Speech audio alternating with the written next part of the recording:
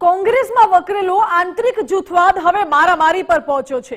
ગણતંત્ર દિવસની ઉજવણીમાં કોંગ્રેસ કાર્યાલય પર મારામારી થઈ। સાબરકાંઠાના હિંમતનગરમાં કોંગ્રેસ કાર્યાલય પર મારામારીની ઘટના સામે આવી છે। એક જૂથના ટોળાએ અન્ય જૂથના લોકો પર મારામારી કરી।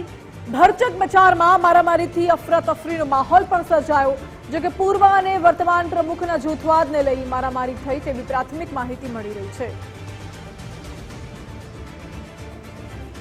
કોંગ્રેસમાં આંતરિક જૂથબંધી છે, આંતરિક વિખવાદ છે। આ તમામ વાતો આપણે જોઈ છે, સાંભળી છે, પરંતુ આજે તો દ્રશ્યો પણ સામે આવી ગયા હિંમતનગરમાંથી, જ્યાં અંદરો અંદરની બબાલમાં મારામારી સર્જાઈ અને મારામારીના દ્રશ્યો પણ સામે આવ્યા। પ્રાથમિક વિગતો એવી છે કે એક જૂથના ટોળાએ અન્ય જૂથના લોકો પર મારામારી કરી હતી। ભર બજારમાં ધોળા દિવસે આ મારામારી થઈ અને મારામારીનો માહોલ સર્જાતા આસપાસના લોકોમાં પણ અફરાતફરીનો માહોલ સર્જાયો હતો।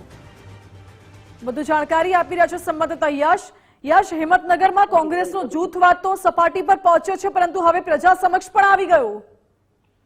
જે ચોક્કસ વાત કરવામાં આવે તો કોંગ્રેસમાં પહેલેથી જ આંતરિક વિખવાદ છે જોવા મળતો હોય છે, સામે જૂથવાદ પણ જોવા મળતો હોય છે। ક્યાંક અવારનવાર દરેક જગ્યાએ કાર્યક્રમ હોય ત્યાં અંદર ઝઘડવાની વાત હોય કે કોઈ પણ જગ્યાએ નારાજગીની વાત હોય, તમામ જગ્યાએ કોંગ્રેસ અવારનવાર જે સામે આવતું હોય। પણ આજે 26મી જાન્યુઆરીના દિવસે જયારે આવી કોંગ્રેસ કાર્યાલય સાબરકાંઠા આવેલું છે ત્યાં આગળ આવી ઘટના જોવા મળી હતી।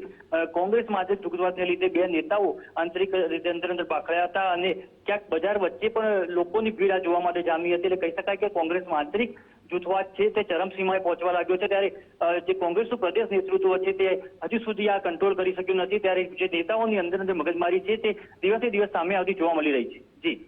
જી યશ, આભાર આપનો।